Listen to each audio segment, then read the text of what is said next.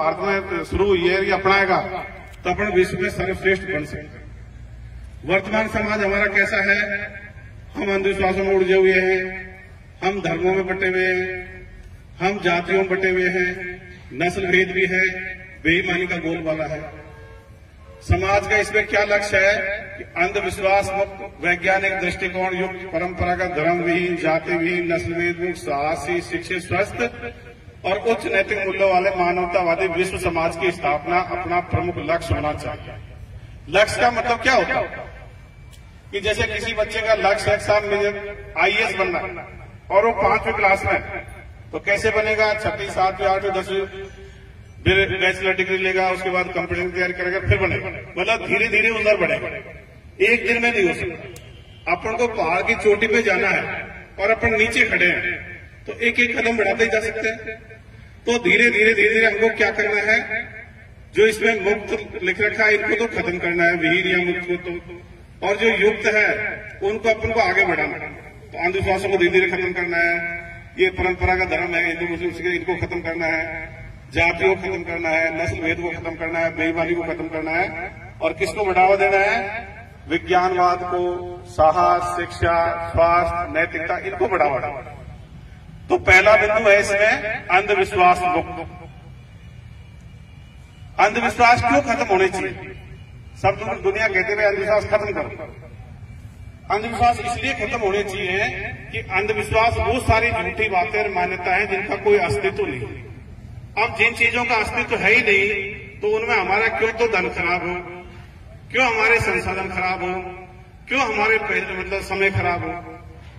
हमारा समय, संसाधन और धन किसमें लगना चाहिए?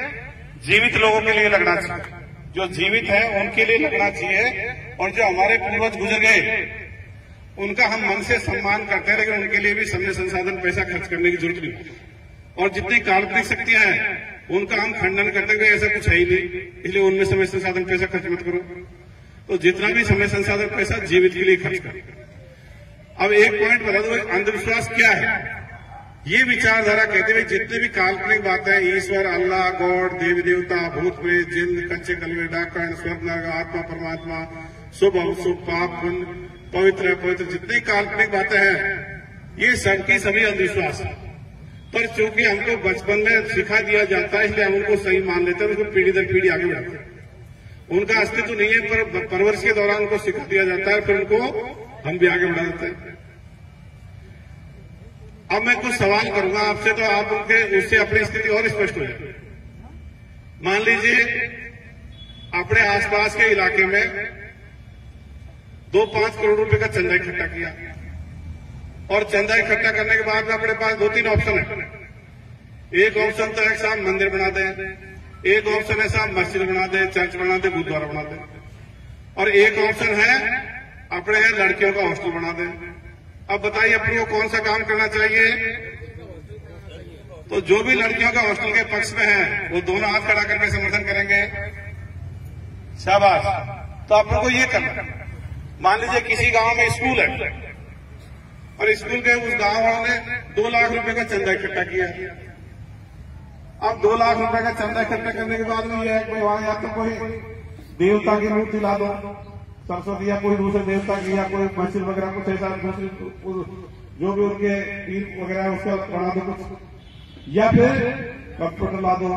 तो आप बताइए 2-3 लाख रुपए का चंदा इकट्ठा करने के बाद में कंप्यूटर लाना सही है या धार्मिकता में पैसे खर्च करना सही है? शाबाश। तो अपन को ये करना है।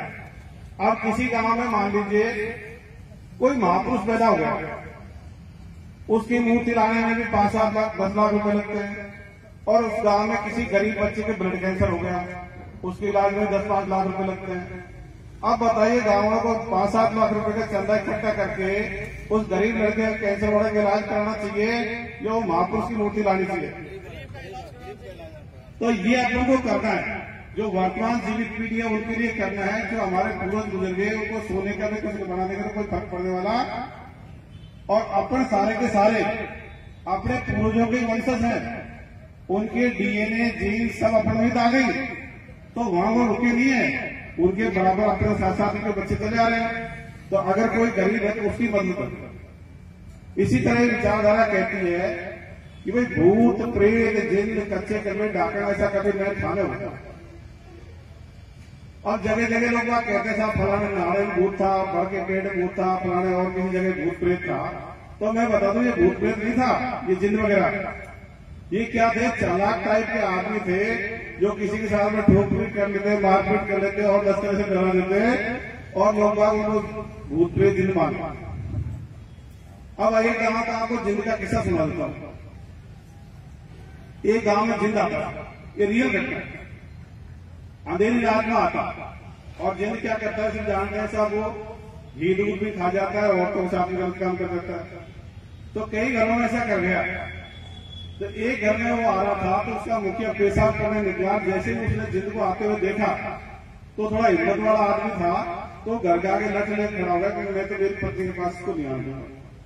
जब जिन नजदीक आया तो उसने हाथ में लट देखा तो जिन उल्टा ही चला। अब कहते हैं भूत जिन उल्टे पैर चलते हैं, ये उल्टे पैर चला। जब उल्टे पैर चला तो वो आदमी उसके पीछे भी चल रहा था नशे पे। तो वहां भैंस का खूंटा कर रखा था, उसका पैर जिनका खूंटे में उड़ गया, जिन गिर गया। और जैसे ही जिन गिरा उस आदमी की हिम्मत बढ़ गई, उसने उसे 10 बार फटकार दिया चला और वो जिन पड़ा ही रह गया, घायल हो गया।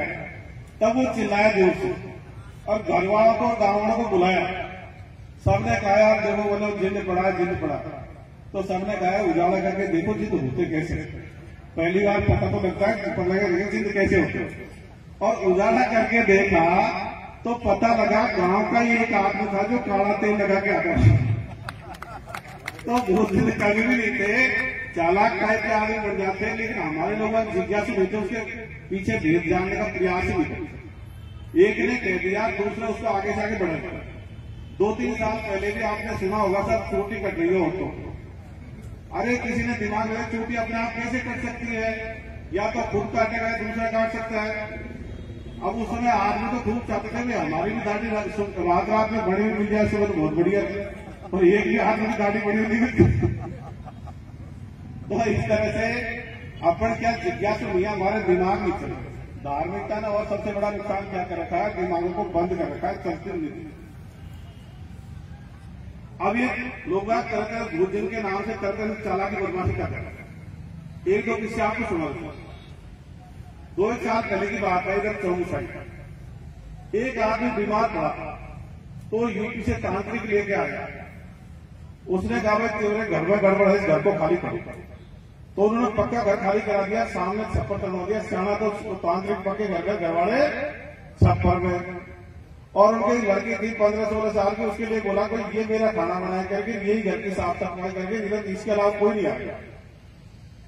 चलता रहा 5-7 महीने बाद में देखते हैं वो लड़की गर्भवती हुई। जो लड़की से पूछा तो बोली श्यामा मेरे साथ घर में यही यकीन करता था। तो उसका बलात्कार का मुकदमा दर्ज हुआ, उस तांत्रिक को जेल में गए। और ऐसे किसी जगह जगह आते रहते। अभी टोंक में से मेरे पास एक लड़का आया अपने विचार लड़का, वहां एक आदमी ऐसे ही करता है, तुम्हारे घर में कोई बुरी आत्मा आ गई, ऐसे कुछ बहाना बनाता, औरतों के पास ही जाता। फिर उनसे कहता है मैं तुम्हारे घर में से इसको निकाल दूंगा, लेकिन तुमको रात में मेरे पास आना पड़ेगा। फिर जिस औरत से कहा उसकी लड़की भी थी, तो उससे ये कहा तेरी लड़की को भी भेजना पड़ेगा। तो वो थोड़े से संपर्क में थी वो लड़की, मतलब वो औरत। तो उसने उसे 5-7 मतलब जूते फटका दिए, भाई फालतू बदमाशी करेगा, वो सब जान गया। तो इस तरह से ये साने भोपे बाबा इसके नाम से चालाकी बदमाशी करते। तो अब आपके घर में कोई बीमार पड़े तो आप लोग डॉक्टर के पास लेके जाओगे, श्यामा भोपे बाबा के पास लेके जाओगे।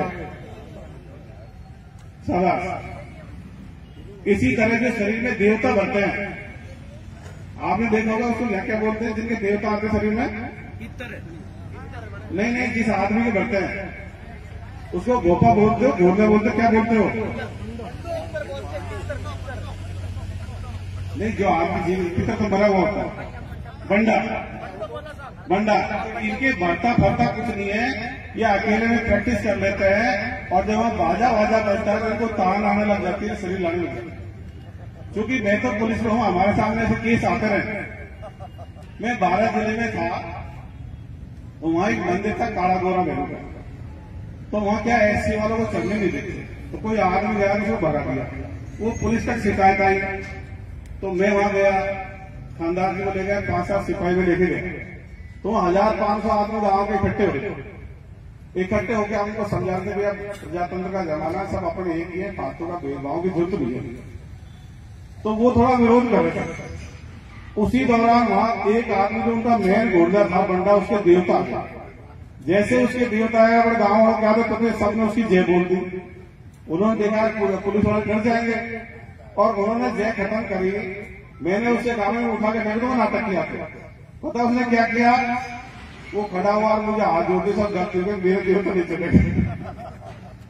तो इनके कुछ भी नहीं आता है, अकेले में प्रैक्टिस करते हैं। अगर पुलिस की क्या कहते हैं, इनके पास बेल्ट होती है, इनके सामने नहीं आता। आपने देखा होगा कभी बड़े बड़े नेता और बड़े बड़े अधिकारियों के देवता बनते देखे क्या?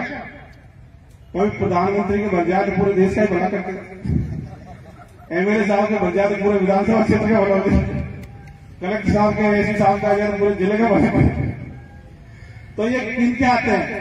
जिनके घरों में ज्यादा अंधविश्वास का माहौल रहता है, उनके वो करते हैं, और वो बाजा वाजा बनता है, वो ज्यादा करते हैं। इनके आता नहीं, अकेले करते। तो इस तरह से अंधविश्वास या विचारधारा किसी तरह से मानती है।